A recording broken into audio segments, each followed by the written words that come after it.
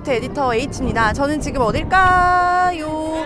저는 지금 미국에 출장을 와 있고요. 애플의 3월 이벤트를 보기 위해 애플파크 스티브 잡스 시어터 앞에 와 있습니다. 여러분, 며칠 전에 애플 신제품이 엄청 공개됐잖아요. 아이패드 나오고 에어팟 나오고 아이맥 나오고, 뭔가 하드웨어는 없을 것 같지만 굉장히 새로운 서비스의 발표가 기대되고 있어요. 열심히 영상 준비해서 돌아오겠습니다. 여러분, 좀 이따 봐요. 안녕. 좀 있으면 이벤트가 시작될 거예요. 애플이 오늘 발표한 서비스는 4가지입니다. 어떤 분들은 의문을 가지실 거예요. 아니, 하드웨어 회사가 갑자기 웬 서비스? 얘네는 무슨 아이폰도 팔아먹으면서 서비스까지 돈을 받으려고 하나? 사실 애플은 진작부터 자신들의 정체성을 콘텐츠 회사이자 플랫폼으로서 가져가려고 하고 있었습니다. 스마트폰 시장은 이미 포화 상태에 가깝고 이제 전화기만 팔아서는 안 되는 시대가 와버린 거죠. 소비자가 전화기를 쓰는 그 시간까지 쟁취해야 하는 콘텐츠 전성시대라는 거죠. 쉽게 말해 기업이 계속 성장하고 더 많은 돈을 벌기 위해서는 새로운 성장 동력이 필요하다는 얘기입니다. 그게 바로 애플이 오늘 선보인 서비스고요.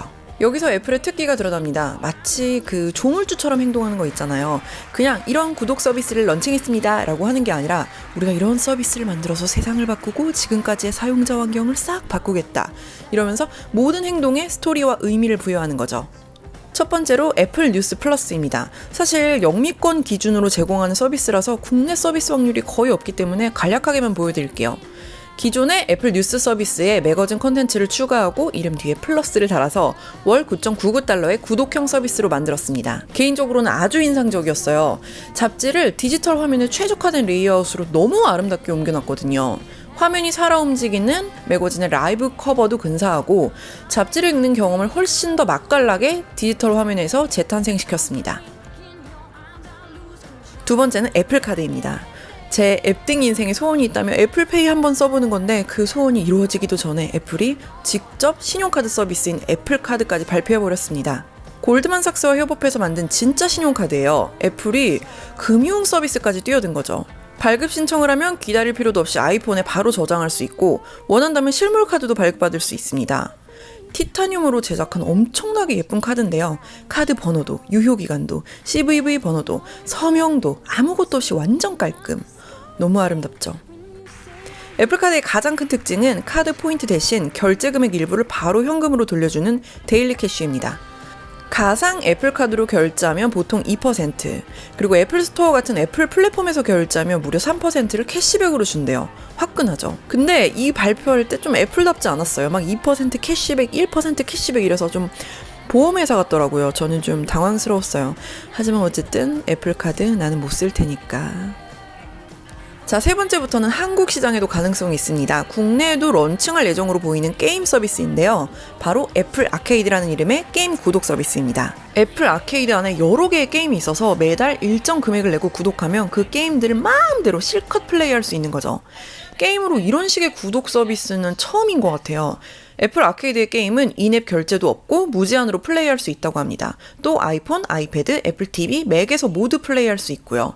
또 하나 특징이 오프라인 상태에서도 플레이할 수 있다고 하네요. 사실 게임은 앱스토어 최고의 인기 카테고리이긴 한데 유료 게임 같은 경우에는 엄청난 마케팅이 동반되지 않으면 성공하기 힘들었거든요. 근데 애플 아케이드라는 플랫폼 안에서는 좀 더 다양하고 유니크한 게임을 만나볼 수 있을 것 같습니다.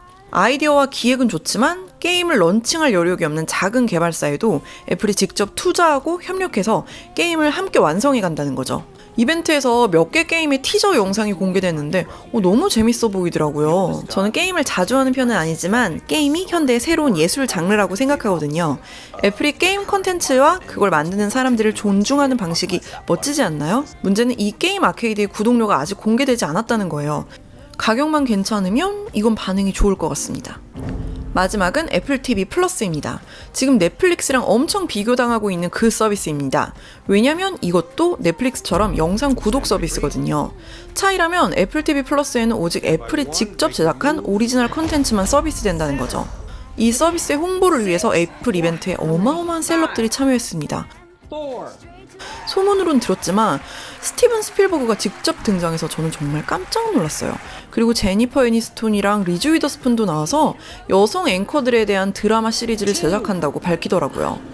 계속해서 아쿠아맨의 제이슨 모모아가 나와서 모든 사람들의 눈이 보이지 않는다는 설정의 독특한 드라마도 소개해줬고요. 세서미 스트릿의 다른 시리즈도 제작 중이라고 하더라고요. 정말 끊임없이 유명한 사람들이 계속 나왔어요. 그리고 마지막에 누가 나왔는지 아세요? 와우, 오프라 윈프리. 제가 살아생전에 오프라 윈프리를 눈앞에서 보게 될 줄은 몰랐습니다. 오프라는 성폭력과 정신건강 같은 무거운 주제를 다큐멘터리로 다룰 예정이라고 합니다. 애플 TV 플러스는 정말 엄청난 감독이랑 배우들을 총동원해서 하나하나 엄청난 대작으로 만드는 것 같더라고요. 예고편을 봤는데 다 진짜 재밌어 보였어요. 하지만 한편으로는 애플 TV 플러스 서비스에 대한 감은 정확히 오지 않았습니다. 오프라의 다큐멘터리 같은 경우에도 어떤 형태로 만들어질지 이름이 뭔지 구체적인 이야기도 없었고요. 드라마 시리즈 몇 편 외에는 구독료도 밝히지 않았고 정확한 런칭 시점도 공개하지 않았습니다. 약간은 좀 서둘러서 발표한 게 아닌가 싶기도 했습니다. 올해 가을에 서비스를 시작할 때까지 얼마나 많은 컨텐츠가 준비될지도 좀 의문이고요. 정말 넷플릭스 같은 서비스와 경쟁을 하기에는 제휴 서비스 하나도 없이 직접 제작만 해서는 숫자가 너무 부족할 테니까요. 그쵸? 이번 이벤트는 한국 서비스 확률이 너무 희박하거나 정보가 정확히 공개되지 않은 서비스가 많아서 좀 답답했습니다. 그래도 재밌는 이벤트였어요. 인상적이었던 거 2가지를 추가로 얘기해 드릴게요. 하나는 애플이 모든 서비스를 설명하면서 개인정보를 수집하거나 사용 데이터를 마케팅용으로 활용하지 않는다고 못박아 말한 겁니다. 내가 어떤 콘텐츠를 보고 어떤 걸 좋아하는지 파악해서 그 정보를 광고용으로 제공하거나 수집하지 않겠다는 거죠. 모든 데이터는 개인의 기기 안에서만 처리됩니다. 아주 깔끔한 일처리예요. 또 하나는 애플 뉴스 플러스, 애플 아케이드, 그리고 기존의 서비스 중인 애플 뮤직이나 앱스토어까지 모두 전문가의 큐레이션이 큰 비중을 차지한다는 사실입니다. 다들 뭐 자동화나 인공지능, 머신러닝으로 추천해주는 서비스를 이야기할 때 애플은 사람이 하나하나 리스트를 만들고 전문가의 취향이 담긴 큐레이션을 고집해왔다는 거잖아요. 이게 사실 손이 더 많이 가고 돈도 더 많이 들어가는 방식인데 이걸 고수한다는 게 인상적이지 않습니까? 그리고 이런 게 진짜 스토리 있는 서비스로 이루어질 수 있는 방식이고요. 구체적인 발표 내용이 좀 부족해서 약간은 애플의 종교 행사 같았던 이벤트였지만 애플의 다음 행보를 명확히 알 수 있어서 흥미로웠습니다. 여러분은 어떤 서비스가 가장 기대되시나요?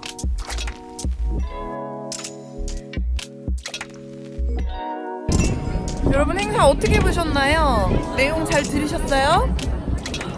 굉장히 인상 깊은 만남이 있었어요. 내가 살아생전 오프로 저는 그럼 다음 영상으로 돌아올게요. 애플 구독 서비스 말고 디에디트 구독을 잊지 말아주세요, 여러분. 그럼 안녕. 다음에 봐요. 가지고 온 거 너무